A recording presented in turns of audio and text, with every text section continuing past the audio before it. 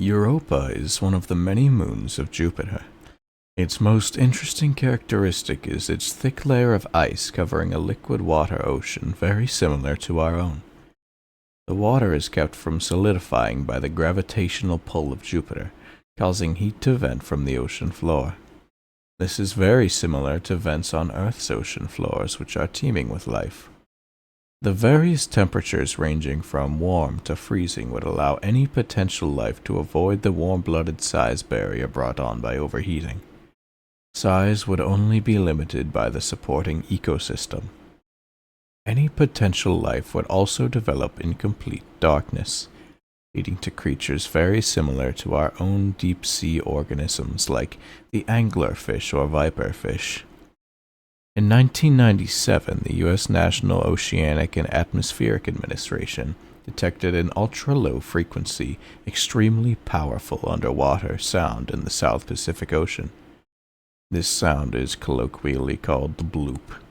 Its source remains unknown, but the sound is similar to that made by marine animals. This has led most scientists to believe that whatever made the sound is an animal. To make a sound of this magnitude, the creature would have had to have been several times the size of a blue whale. This sound was recorded in waters that are just a couple miles deep. The ocean of Europa is believed to be 62 miles deep. Here's that sound, just in case you've never heard of it.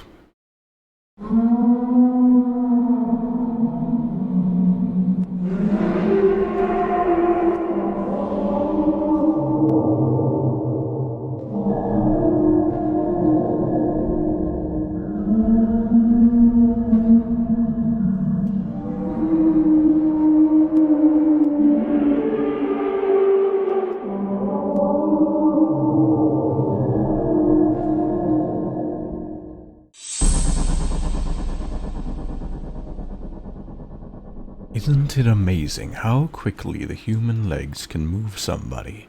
It's not something people often think about, but now you are. And now I'd like you to imagine how quickly something not quite human can move. You don't know. You can't know. You have no idea what I'm referring to. But that's just it. You'd have to know in order to know. Confused? Good. Distracted? Better. There, did you see it?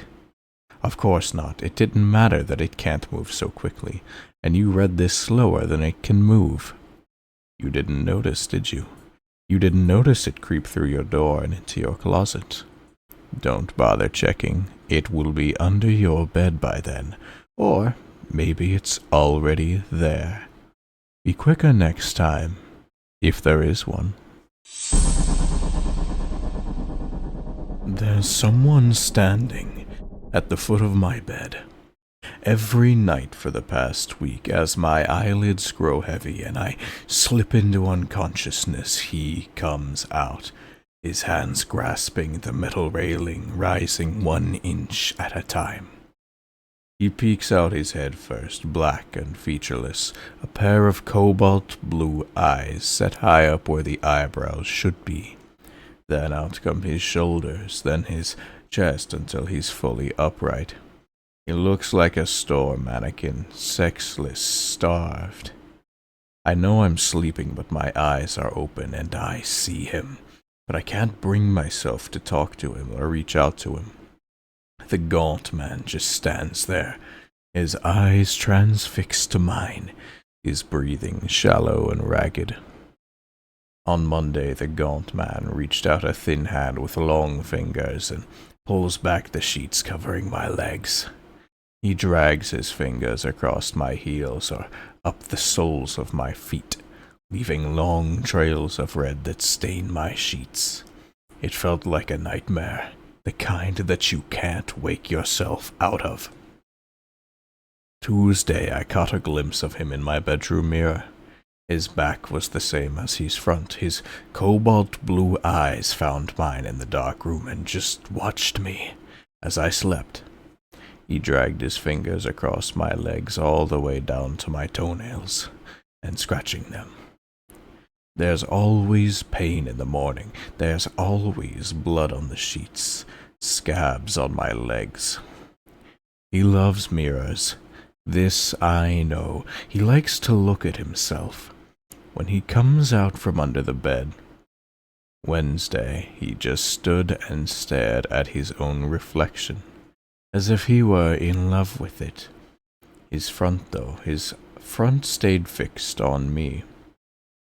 Thursday, his eyes moved, shifted across his face until they were in just the right place. When this was done, he crawled into the bed beneath the covers and lay beside me. The way he felt when my hand brushed his skin, it made me think of rotted shellfish in a freezer drawer. Friday morning, he was gone. My feet were a bloody mess. Just trying to stand up felt like a dozen needles running through the soles of my feet. I saw him in the puddle I made on the floor. Don't ask me how I could tell, but he looked like he was smiling. I went to see a doctor about it. He sent me to see a shrink. I've showered 3 times already, but I still smell like rotten shellfish. Friday night, he was leaning over me as I slept. He looks proper now, bit round in the waist. Same as me. Saturday morning, I missed the appointment with the shrink. It's hard to type now that he's in my monitor's reflection. He's dragging his fingers across the back of my hands, up my arms, all the way to my shoulders. I can't see the letters that well, for the blood. My eyes are all wrong. He's fading now, but from the creaking of the boards in the next room, I know he's in the bed. Don't ask me how I know this, but it's his bed now. Tomorrow he'll be in my rearview mirror, and come Monday I'll be the one standing behind him as he looks at his reflection in the bathroom stalls. I look at my reflection, and my eyes are cobalt blue.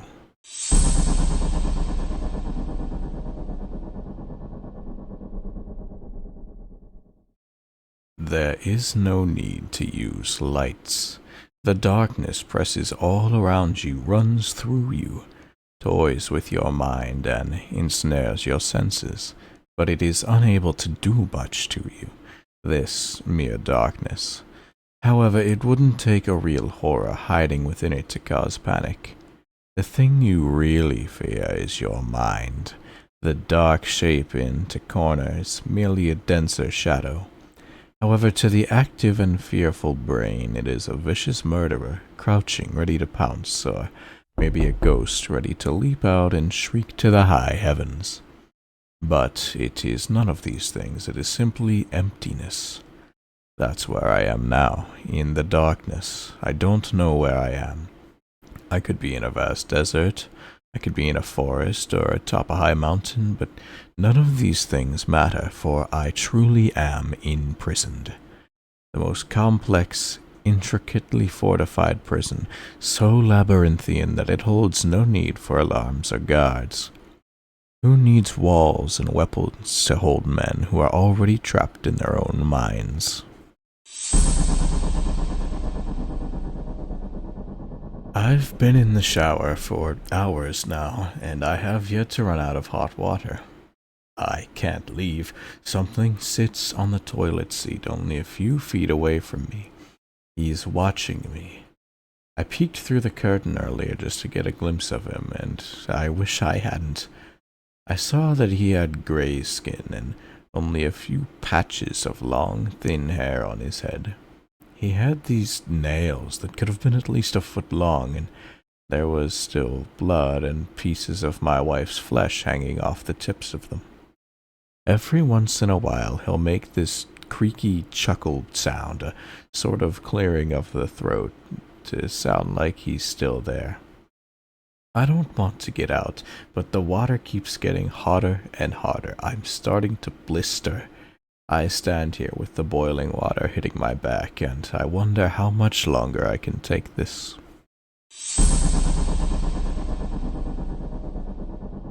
My dog has always been kind of overexcited, running up and down the corridor and jumping all over our guests, relentlessly barking, and so on. I know it's probably my fault for not being strict enough and encouraging this type of behavior when he was a puppy. However, over the past few days, he has been very quiet. A bit too quiet, actually. He's always hiding under the bed or behind the curtains, and sometimes he even tries to hide under our linens, which is unusual because he's never been allowed on the bed. Up until today, I just shrugged it off. It was peaceful not having him running about all the time. But right now, he won't come out from under a few boxes laying on top of an old pallet in the basement. It's been a couple of hours already, and all I've managed to get him is this strange, unnatural growl whenever I try to get close to the boxes. Maybe he ate something that didn't sit well with his stomach. All I know is that it doesn't sound like him at all. I flipped the light switch on, but the light bulb blew, causing that growling to start again. He sounds so angry, and I'm worried that he might be hurt. I decide to lay flat on my stomach and reach out to him in the pitch-black darkness, hoping to grab his collar. As my eyes slowly adjust to the darkness, I can feel his warm breath on my hand, joined by the slight yet eerie vibration of his growl. He's never bitten me before, but I can't shake off this sense of dread as I move my hand in closer.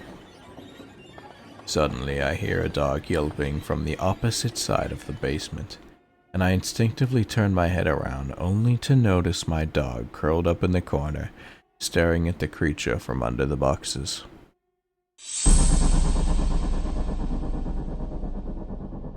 Many classic horror icons, such as the xenomorph or pyramid head and other disturbing creatures, share common characteristics.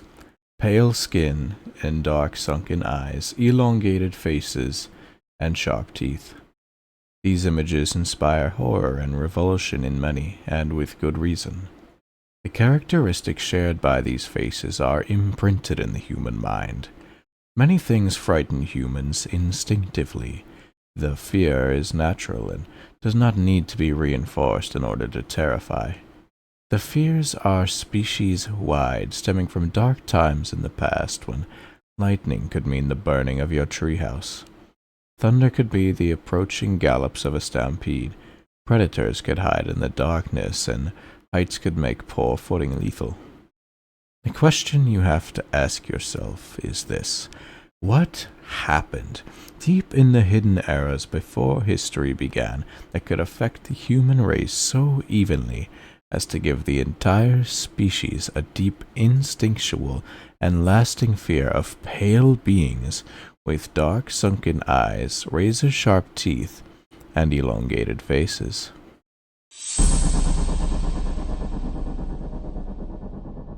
What if your life could be represented as a single thread of string, this thread branching off into many different directions as you meander throughout the world, while you pursue self-discovery, pleasure, and purpose, represents every choice you make, every direction you go in, morally and literally. The thread travels, shaping the form of your life. Sometimes others impact our lives greatly, and this is shown by the other person's thread intersecting directly with yours.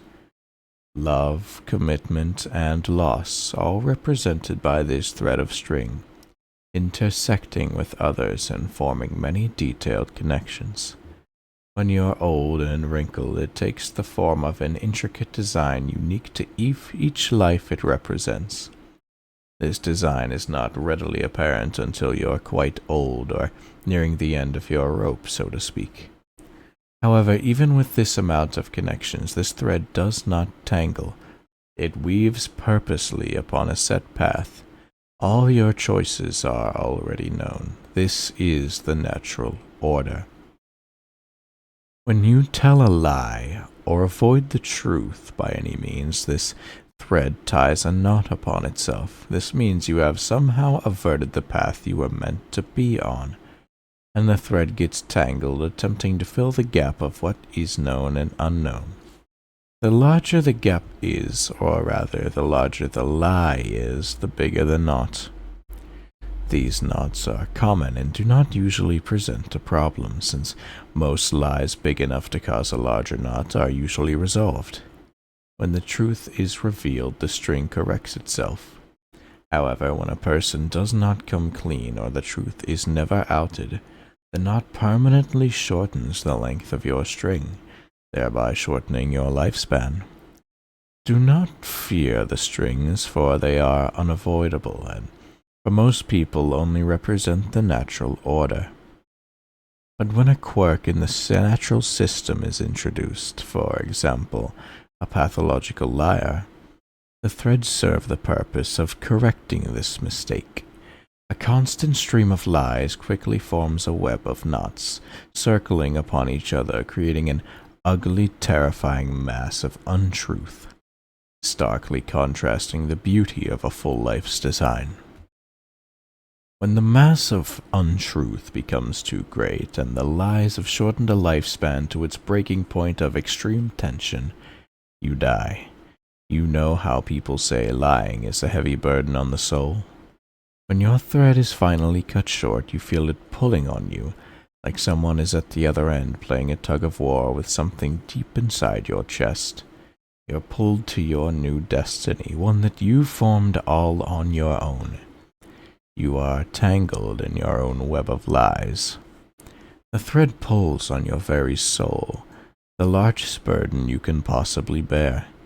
You're pulled directly into your car, where you drive carelessly and collide on the freeway with another driver, who comes out miraculously unharmed.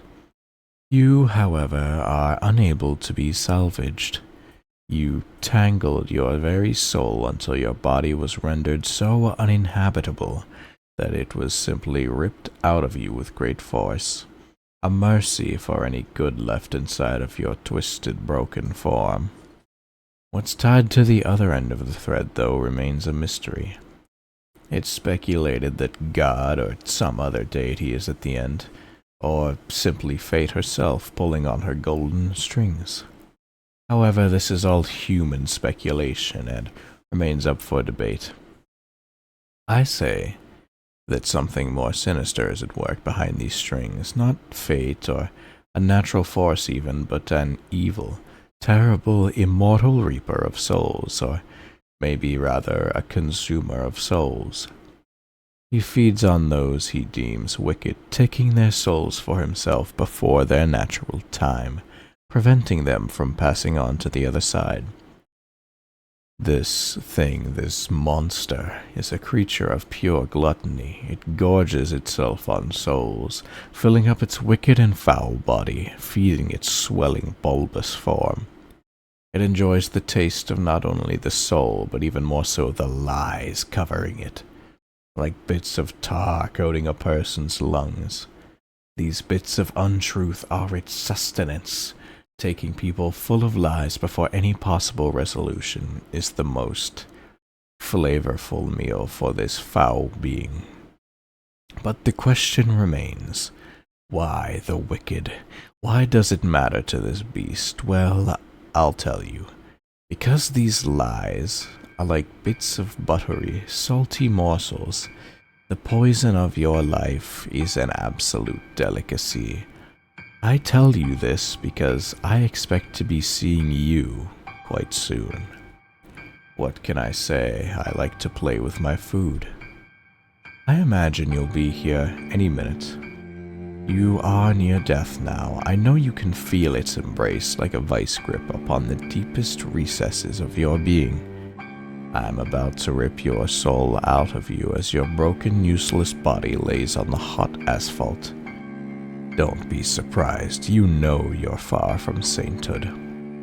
I feel them all, you know, writhing inside of me, each and every soul crying and screaming to be let out. They all think themselves so innocent. This is laughable. They plead for salvation, but did they ever give mercy? No, their endless lies got them here, and you are next, my dear. They say you can smell fear, but honestly, I prefer the taste. It's pure ecstasy. You'll make a wonderful addition to my collection. I just can't wait. See you soon.